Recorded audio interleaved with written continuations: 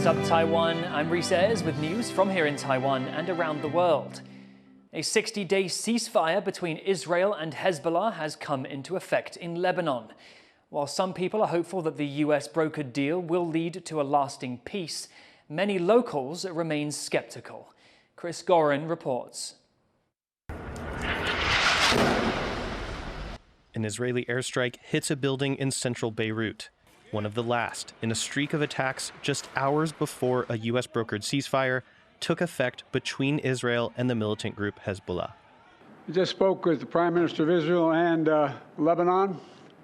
I'm pleased to announce that their governments have accepted the United States proposal to end the devastating conflict between Israel and Hezbollah. The 60-day ceasefire would see Israel withdraw from southern Lebanon, which will be brought under control by the Lebanese military rather than Hezbollah fighters. Lebanon has been seeing its deadliest fighting in decades, resulting in more than 3,000 Lebanese killed and more than 1 million displaced. In Israel, more than 60,000 people living near the Lebanon border have also been displaced. Israel says the ceasefire will allow them to return home, and with Hezbollah badly damaged, refocus the country's war efforts on Hamas in Gaza, where more than 100 Israeli hostages remain captive after over a year. נשלים את חיסול החמאס, נשיב את כל חטופינו, נבטיח שעזה לא תהווה עוד איום על ישראל, ונחזיר את תושבי הצפון בבטחה לבתיהם. News of the ceasefire was met with cheers in some parts of Lebanon, even as strikes continued overnight. Many in Lebanon remain skeptical. إذا وقف نحن ما حدا حيرجع على بيوته هلا قبل ما يطلع قرار من المقاومة لنعرف شو بقى نعمل، يعني ما حدا بياخذ بكلام العدو. يمكن نحن نرجع على بيوتنا يقوموا يعملوا فينا مجزرة وساعتها توقف الحرب. إن شاء الله يكون عندهم مصداقية، أن يكونوا صادقين بوقف النار، لأنه كل يوم عندهم رأي. Reactions in Israel are also mixed. I am very happy. Ceasefire is always good and would like, but I will be more happy if it will be in Gaza too. Honestly, my take is that it makes us look a bit weak. There's something to like getting over there and destroying all the terrorist infrastructure and just, you know, finishing the job in some sense. More than a year to bring the hostages home with a hostage deal. And the only way to do it is with a ceasefire in Gaza as well, not just in the north. With the ceasefire officially in place, people in the region and across the world are watching to see if it will hold. Luffy Lee and Chris Gorin for TaiwanPlus.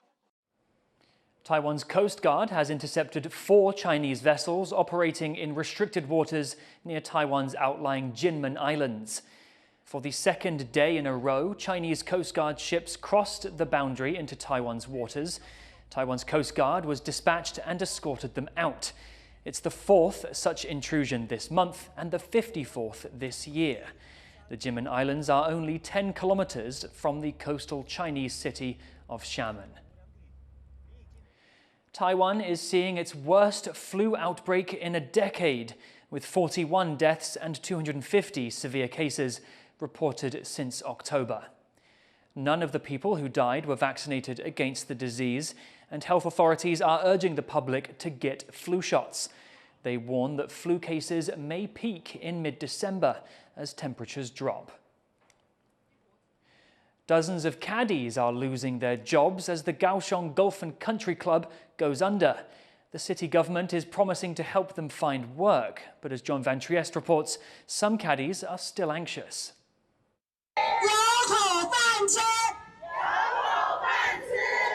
For these protesting workers, it's the end of the road.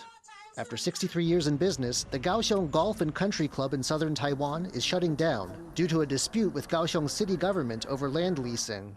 The club's golf caddies include 40-year veterans who know no other work and new immigrants to Taiwan trying to start a new life. But despite these different backgrounds, the end result is the same: unemployment. 都是在球场，也没有什么工作的能力，临时收起来，我们怎么办呢？以后的生活要怎么办？我的小孩还很小，我们家一家5口，就只靠我自己一个人上班。The 79 caddies have organized, and with this protest outside Kaohsiung City Hall, won promises of employment help from local officials. 工作团的部分，阮嘛愿意来看合调，其他的球场有什么需要者，我会努力。公共利益、公共安全的立场，以及来保护相关劳工的这个劳动权利这个部分。 But there is still unease about what these new jobs will look like. Already, morning shift caddies are expected to clock in at 3:30 a.m., and there are concerns having to travel to more distant golf courses so early will be a burden, and maybe even unsafe.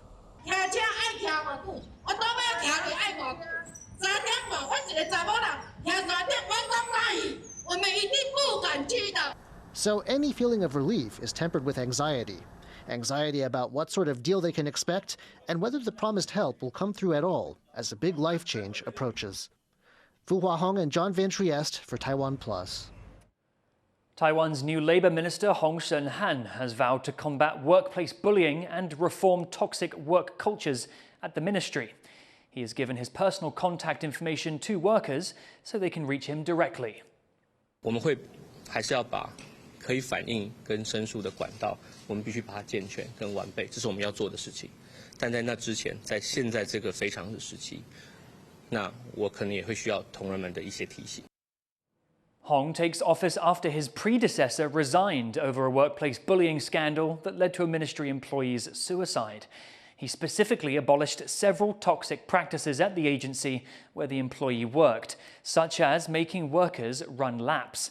Hong has also pledged to advocate for additional staff to ease labour shortages and to investigate accusations of corruption by former officials. China is reportedly investigating its defence minister for corruption. According to the Financial Times, Admiral Dong Jun is being investigated as part of a wider review into graft in the Chinese military. The paper cited unnamed current and former US officials. Dong Jun has been defence minister since December 2023. His predecessor was fired for corruption. The Philippines' Vice President Sara Duterte has been summoned by the National Bureau of Investigation to answer questions over her threats to have the president, his wife, and the Speaker of the House assassinated. Duterte and President Ferdinand Marcos Jr.'s political partnership has descended into bitterness following months of infighting. Gino Lopez reports. Protesters outside the Philippine Congressional Building calling for the impeachment of Vice President Sara Duterte. Inside, she is under fire, facing a congressional hearing for alleged corruption, including the misuse of $6 million worth of confidential funds in just 11 days. Claiming political persecution, Duterte has retaliated with a series of threats against President Ferdinand Marcos Jr., the latest not only the most shocking, but the most severe. Kasi may kinausap na ako na tao. Sinabi ko sa kanya, kapag pinatay ako, patayin mo si BBM, si Lisa Araneta, at si Martin Romualdez. No joke. In a press briefing, Duterte said the president and his allies want her out of the way to solidify their hold on power. Marcos and Duterte were themselves former political allies who ran together and won a landslide victory in the 2022 national elections. Both are from political dynasties. Marcos Jr. is the son of Ferdinand Sr., the dictator ousted by a popular revolt in 1986. While Duterte's father Rodrigo is the most recent former president, notorious for his pro-China stance and instigating a bloody drug war that saw thousands of Filipinos killed. Barely 2 years in office, the Marcos-Duterte alliance fell apart as they disagreed on various domestic and international issues, most notably maritime disputes in the South China Sea, and the approach to the so-called war on drugs. Like his daughter, the vice president, Rodrigo Duterte is also facing scrutiny, questioned in Congress for his administration's drug war, as well as being investigated by the International Criminal Court. President Marcos has emphasized that none of this is politically motivated, and he has vowed to fight back against his vice president's threats. Ang ganyang kriminal na pagtatangka ay hindi dapat pinapalampas. Yan ay aking papalagan. As a democratic country, we need to uphold the rule of law. The growing tensions between the two factions are expected to divide the country. Despite the accusations against them, the Dutertes remain very popular. The most recent poll put Sara Duterte's trust rating at 55%. And supporters have come out for them not just in the Philippines, but also abroad, where the Dutertes have a large following among overseas voters. Analysts say the political drama could be a tactic to distract the public from the ongoing scrutiny faced by the Dutertes, and could leave the country's traditional opposition forces at a disadvantage, especially as the country's 2025 midterm elections draw near. The opposition candidates and opposition parties will have a difficulty fighting for media mileage when the media is focused on Duterte and Marcos, especially when it highlights another key feature of Philippine politics, which is political dynasties, or families that control multiple positions in government and govern according to their own benefit rather than public service. Duterte's most recent threat is now a matter of national security, and the Justice Ministry has vowed an investigation. While it is unclear if Duterte will successfully be impeached, one certainty is that this most recent political drama will leave the Philippines even more polarized than before. Howard Chang and Gina Lopez for TaiwanPlus. Taiwanese Olympic gold medalist Yu-ting has dropped out from the World Boxing Cup finals. This comes after the organization repeatedly questioned Lin's eligibility to participate. According to Taiwan Sports Administration, the federation is still new and medical information submitted by participants lacks adequate privacy and confidentiality protections. Given this situation, Lin's coach decided to withdraw her from the competition to protect the boxer and avoid unnecessary controversy. Lin previously faced questions over her gender at the Paris Games this summer.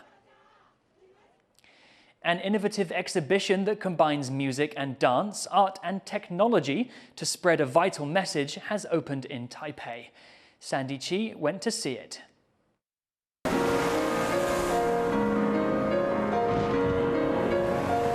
Channeling intense emotions through the piano, Lu Jiahui has curated an exhibition in Taipei to share a message with the world, what she describes as an immersive performance exhibition called Hope, Peace, Love.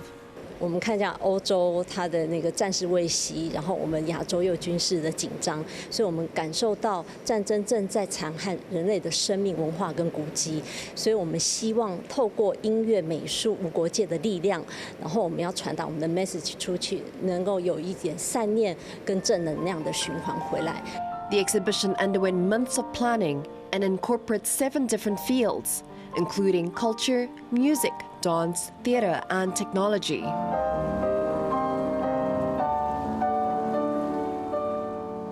它其实就像女人怀孕10月才有办法生产，那她可能过程中还可能会流产，或者是她连受孕都有困难，所以我觉得每一次的创作跟跨界都是一个 challenge.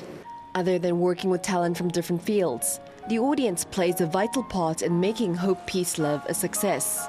我觉得我们台湾现在面临一个很危险的危机四伏的时刻，所以我就在我的那个钢琴附近，就是用蜡烛围成台湾岛。我们会有一个互动的仪式，会请所有的观众朋友加入我们来做一个默祷，为世界、为和平、为自己来祈祷。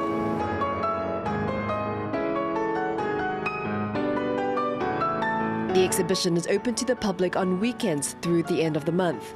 Its message, a reminder that even in the darkest of times, hope, peace, and love can still be found.